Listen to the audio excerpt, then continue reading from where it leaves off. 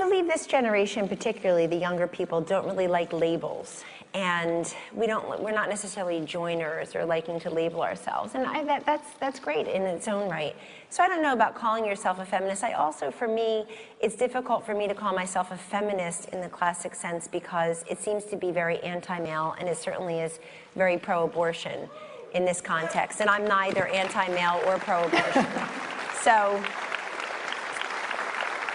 there's an individual feminism, if you will, that you make your own choices. Mercedes, I look at myself as a product of my choices, not a victim of my circumstances. And that's really, to me, what conservative feminism, if you will, is all about. My mother didn't feel sorry for herself. She was left with no child support, no alimony at a very young age, with a child to raise, a high school education, and she just figured it out. She didn't complain, she didn't rely upon government, she relied upon her own skill set, her own self-confidence, her own drive and moxie, and her own duty to me and her, and she relied upon her family and her faith.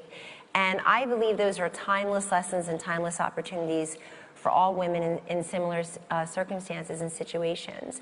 And I would just say, I mean, one thing that's been a little bit disappointing and revealing is that I hope will get better is, it turns out there are a lot of women who just have a problem with women in power. You know, this whole sisterhood, this whole let's go march for women's rights, and, you know, just constantly talking about what women look like or what they wear, or making fun of their choices, or presuming that they're not as powerful as the men around. This presumptive negativity about women and power, I think, is very unfortunate, because let's just try to access that and have a conversation about it rather than a confrontation about it.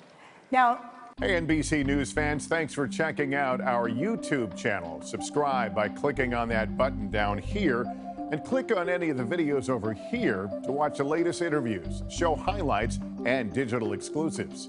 Thanks for watching.